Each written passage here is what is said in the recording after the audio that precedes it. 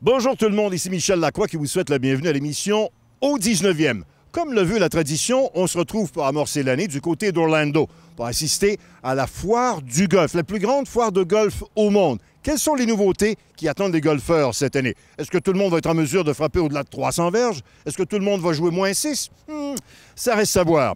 Toujours est-il que l'équipe cette année vous propose des sujets fort intéressants. D'abord, des rencontres avec les joueurs vedettes du circuit PGA Tour et de la LPGA. Des entrevues avec des gens qui sont au cœur de l'événement. On aura aussi des confidences de stars, sans oublier une chronique de mode, les leçons, bien sûr, dans le terrain d'exercice. On parlera règlement, on parlera étiquette, des dossiers chocs. Bref, on a tout analysé. Vous serez à la fois informé et diverti. C'est ce qui compte. Là-dessus, allons voir les nouveautés 2015. Au 19e est une présentation de vos concessionnaires Subaru du Québec. Subaru, confiance et évolution. En collaboration avec Desjardins. Coopérer pour créer l'avenir. Et Golf Île-du-Prince-Édouard. Votre passion, notre mode de vie.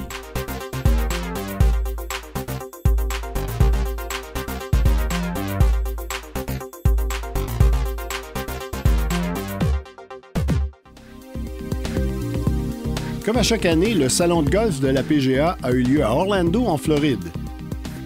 Cette 62e édition a accueilli 41 000 participants en provenance de 79 pays, dont 1400 représentants des médias. Sur les 16 km d'allées, on trouvait plus de 1000 kiosques où les exposants attendaient les acheteurs, gestionnaires et professionnels de golf pour leur offrir la marchandise et les services qu'ils pourront proposer aux amateurs cette année.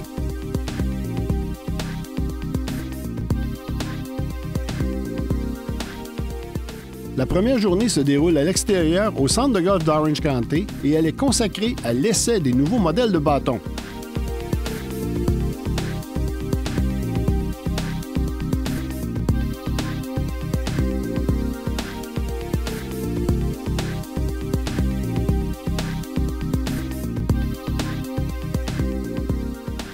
Cette année, 7000 personnes y ont pris part, dont Bubba Watson. Le double vainqueur du tournoi des maîtres s'est prêté à une séance de photos, puis il a donné une clinique de golf durant laquelle il a livré quelques confidences. Il a notamment parlé de sa relation avec Ping, qui ne date pas d'hier. Yeah, 8 was my first set. I got the junior set, and it was the odds were first. At 9 years old, I got the even clubs to make the full set. Why is everybody laughing at that? It's a true story. My parents didn't grow up wealthy, you know. Quant à son rêve de jouer au sein du PGA Tour, il a indiqué ce qui suit. You know, you always have a belief system, you always dream, you always think you're good enough. I was lucky enough to shoot in the 60s at age 12 in the tournament. I won't say the number, 62, but so I shot 71, 71, 62 in a junior tournament in Pensacola, and so that's when it hit me, it hit my dad, it hit my mom that I'm decent at the game, and so. Watson a également reparlé de son coup aussi spectaculaire qu'historique du tournoi des maîtres de 2012. Un coup de 164 verges ayant un crochet vers la droite de 40 verges qu'il a réussi à l'aide d'un cocheur d'un angle de 52 degrés. Basically what I'm trying to tell you, I won't be able to do that today. I'm not as excited right now as I was back then. You're saying hosting the clinic with me isn't the same adrenaline rush as winning your first green jacket? Yeah, the jacket's not the same. Started at this, try to start it toward that red pole, the red flag out there, and then we're going to try to turn it over a little bit. Let's see what we can do here. There it is. Folks, yeah, give it up for that.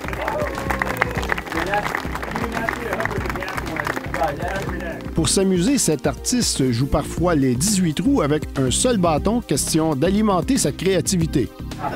But I've used every single club in my bag, one club. I've hit driver everywhere, bunker shots, everything. And so it teaches you how to play the game of golf.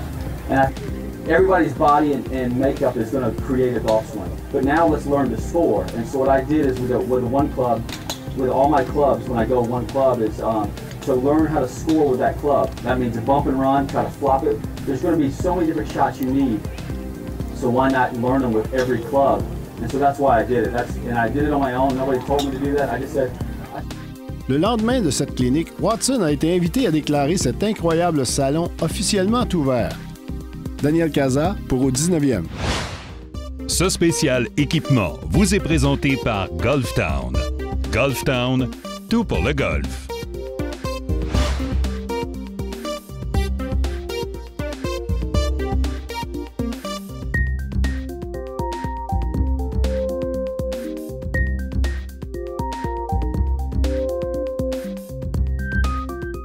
La beauté du golf, c'est que même les meilleurs joueurs au monde font des erreurs. La difficulté, c'est d'en faire le moins souvent possible. Et nous sommes avec Michel Normand, qui est directeur des ventes pour l'Est du Canada chez TaylorMade. Avec les nouveaux fers TaylorMade, qu'est-ce que ces bâtons-là peuvent m'apporter pour minimiser les risques d'erreur chez le golfeur moyen? Le problème, comme tu viens de le mentionner, c'est vraiment la nouveauté du RSI, c'est que ces pochettes-là, on les a retrouvées dans d'autres produits sur le marché. Ce qu'on fait maintenant, c'est qu'on a maintenant aussi ce qu'on appelle un face slot technology, qui est une technologie des insertions ici au niveau des encaveurs de la face. Et principalement, ce qui va arriver, c'est que, tu l'as dit, on parle d'une campagne qui roule en ce moment qui s'appelle le Miss It, la campagne Miss It. Et vraiment, que ce qu'on dit, c'est que quand on ne frappe pas dans le point idéal, le centre du bâton, dans la surface de frappe idéale, ce qui va arriver, c'est qu'on va perdre la distance parce que, justement, cet effet de trampoline-là, on la retrouve au même niveau partout dans la face, de haut en bas, non seulement de gauche à droite, de haut en bas.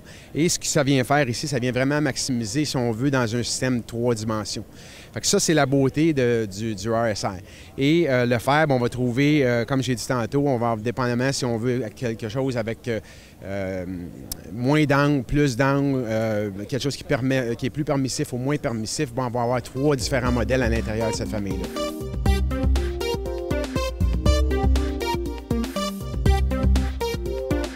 Oui, alors le bois d'allée qui va avec le R15, en fait, c'est le bois le plus ajustable que l'on ait jamais dessiné. Il y a le hosel, on peut le changer, le loft de la face de plus ou moins 2 degrés. Et il y a 25 grammes à l'intérieur du track de l'avant du bois d'allée, ici, qui permettent de régler la trajectoire de droite à gauche. Quant à l'aéroburner, en fait, celui-là, il a de spécial, c'est qu'on lui a mis un slot comme sur le driver qui est très profond. On lui a positionné de la masse à l'avant et en bas.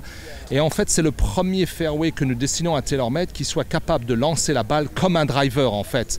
On arrive à des taux de rotation qui sont de l'ordre de 3000 tours minute, alors que normalement, sur un bois d'allée, c'est de 4000 tours minute, et avec des départs d'angle de 11-12 degrés. Donc, en fait, on a des distances avec un bois de terrain, un bois de parcours qui sont pratiquement les mêmes que celles d'un driver. C'est exceptionnel. Et avec moins de rotation, donc avec plus de contrôle.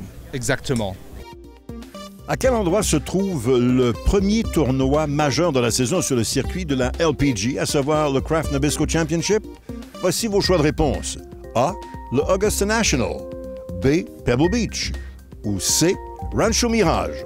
La réponse dans quelques instants.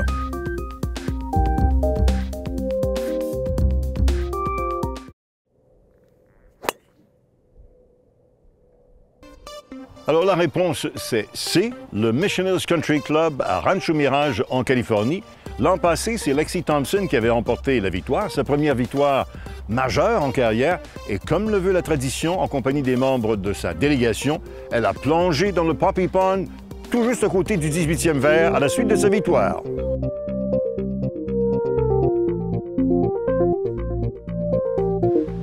Mon invité cette semaine au 19e, Pierre-Alexandre Parenteau du Canadien de Montréal. Pierre-Alexandre, on va parler d'autres choses que du hockey. Pour une fois, on va parler de golf un peu. Ça se passe comment, toi, ta relation avec le golf? On a une belle relation, je dirais. J'essaie de jouer le plus souvent possible.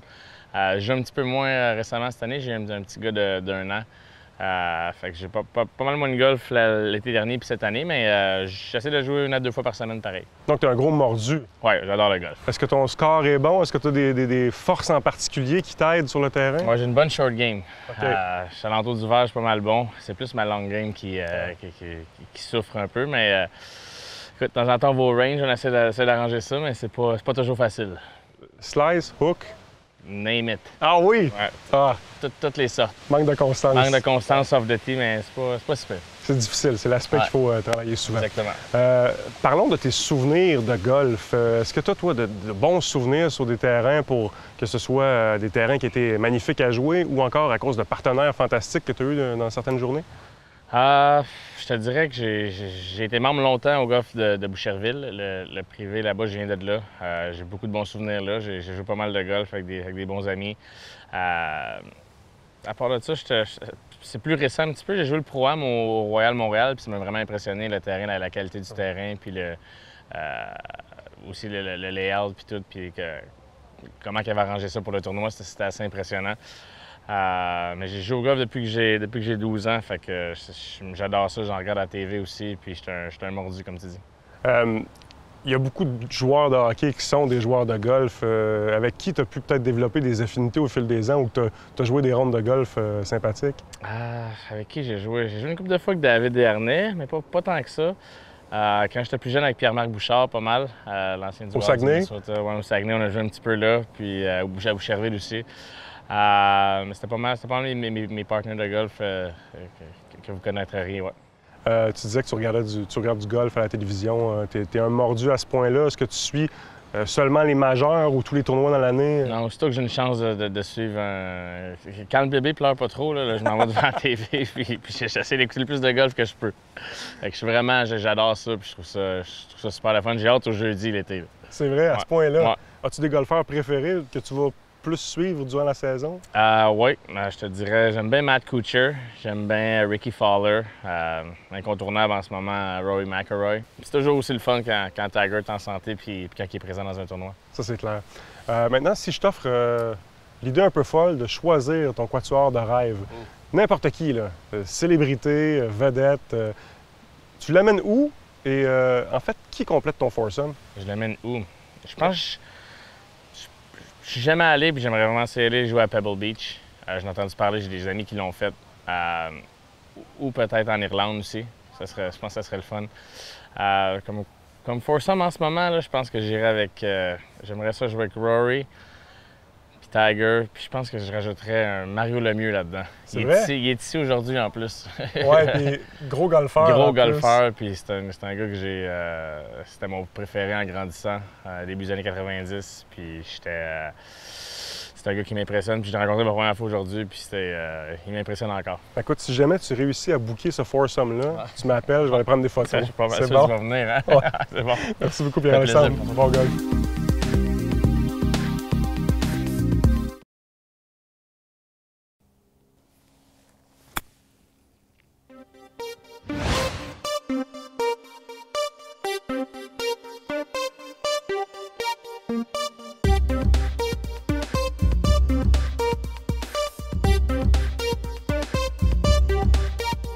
Speaking of the pros, you have one of the youngest and brightest figure in golf in Ricky Fowler, who had an outstanding year last year. Yep. 1 year ago, almost to the day, you brought Greg Norman back into the family. Right. So you have a young guy, you have an older guy.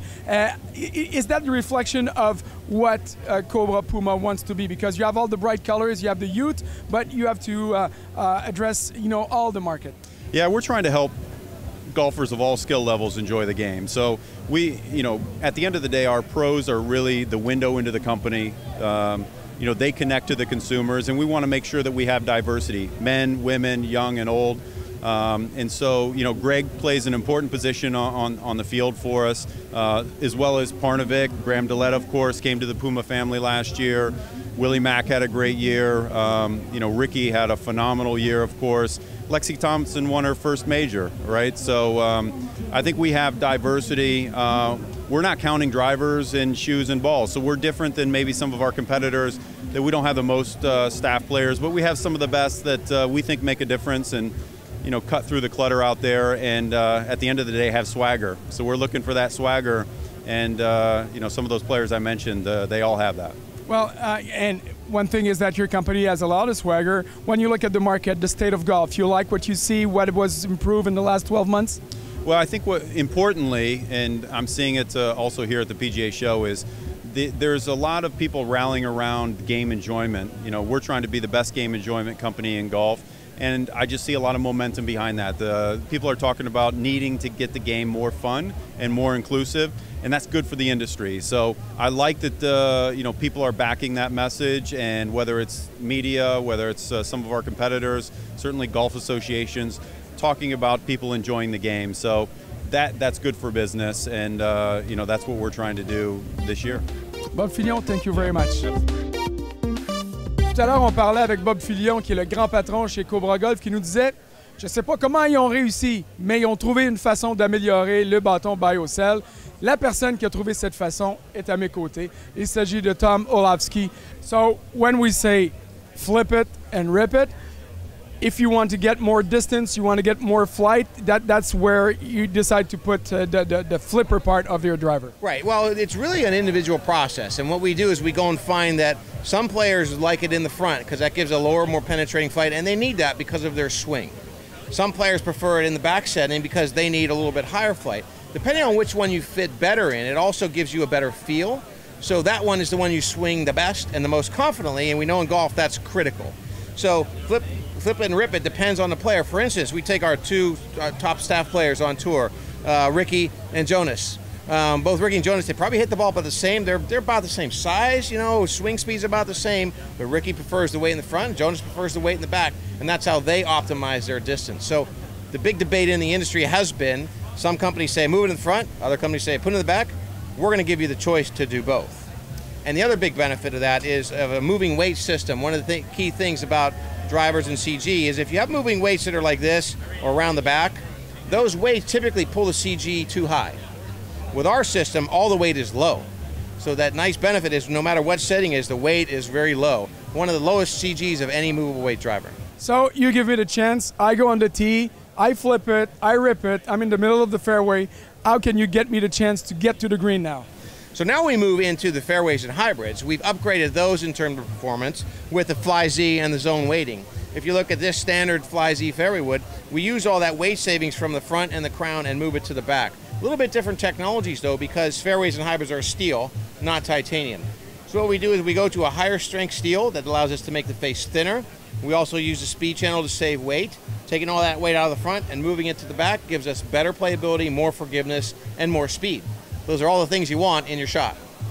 Now I'm only lacking one thing, is talent. Thomas, thank you very much. Thank you very much. Glad to have you here in Orlando. Thanks.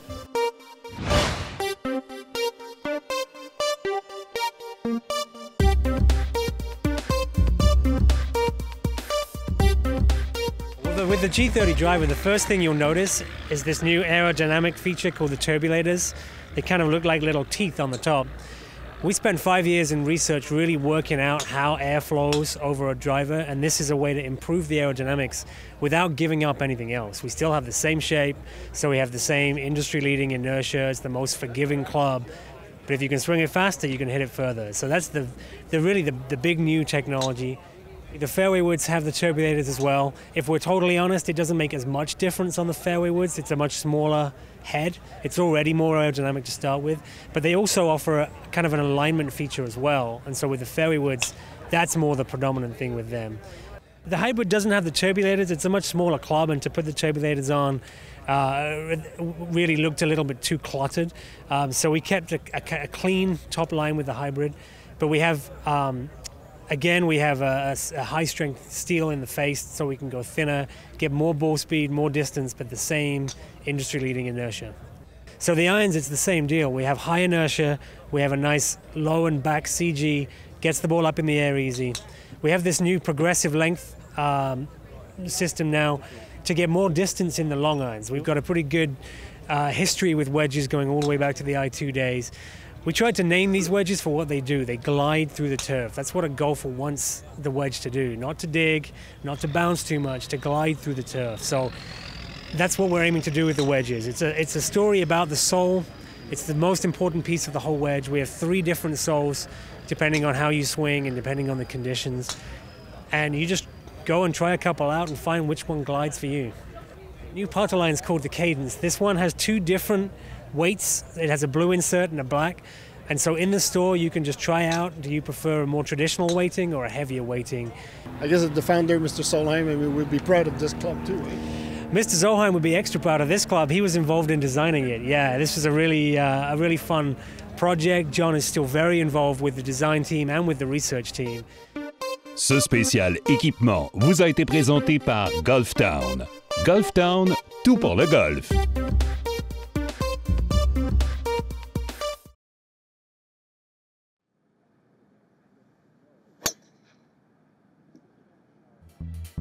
Messieurs, vous souhaitez ajouter quelques nouveaux vêtements de golf à votre garde-robe cet été? Écoutez bien ce qui suit. Nous avons regroupé les plus grandes tendances de la saison aperçues dans l'industrie.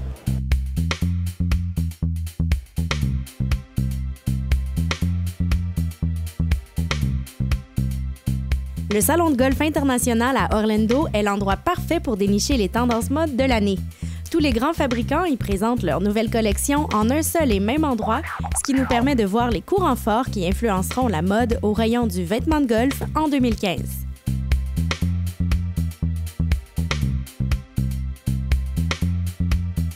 Cette année, le bleu est partout. Les collections masculines se déclinent presque toutes dans cette teinte qu'on aperçoit dans des versions pâles ou foncées. Vous avez un style plutôt coloré, osez porter des pantalons bleutés. Si vous n'avez pas cette audace, le choix de polo azur abonde chez les fabricants. En 2015, une texture s'impose en particulier, le matelassé. Parce qu'en Amérique du Nord, la saison de golf est trop courte et qu'on veut la prolonger au maximum, plusieurs compagnies nous proposent des vêtements matelassés afin de nous réchauffer lors des journées plus fraîches. On retrouve cette texture sur les survêtements de golf, comme les coupe-vents, les chandails chauds et les vestes sans manches. Les rayures semblent indémodables dans le vestiaire du golf. Cette saison, ce motif nous apparaît sous des formes et des couleurs qui varient énormément. Sur une même pièce, on les aperçoit de grosseurs différentes et dans des teintes multicolores, ce qui donne beaucoup de personnalité aux vêtements. La performance et le confort demeurent des priorités pour les fabricants de vêtements de golf. Au-delà du style, ils doivent offrir des qualités sportives optimales. C'est pourquoi les tissus utilisés dans la confection des vêtements s'avèrent de plus en plus technologiques. Une meilleure aération du corps, une absorption rapide de l'humidité et une souplesse inégalée ne semblent plus être une option. Bref, pour afficher un look totalement in sur les parcours de golf cet été, ajoutez du bleu, des textures matelassées, des rayures et des tissus techno à votre garde-robe. Soyez beau, mais surtout, soyez bon! C'est déjà terminé. J'espère que l'émission vous a plu. Voyons ce qu'il y a au menu pour vous la semaine prochaine. Personnellement, c'est Mario, le mieux que j'ai la chance de jouer plus souvent avec. Alors, il est excellent. Puis lui aussi, c'est beaucoup relax. Un autre qu'on pense qu'il est bon, mais qui n'est pas bon, c'est Michel Terrien. En passant. La semaine prochaine à l'émission, on continue notre résumé des autres manufacturiers de golf. Nike, Callaway, Adams et Titleist. On se retrouve avec toute l'équipe la semaine prochaine au 19e, là où on entend les meilleures histoires de golf. Au 19e, vous a été présenté par vos concessionnaires Subaru du Québec en collaboration avec Desjardins et Golf Île-du-Prince-Édouard.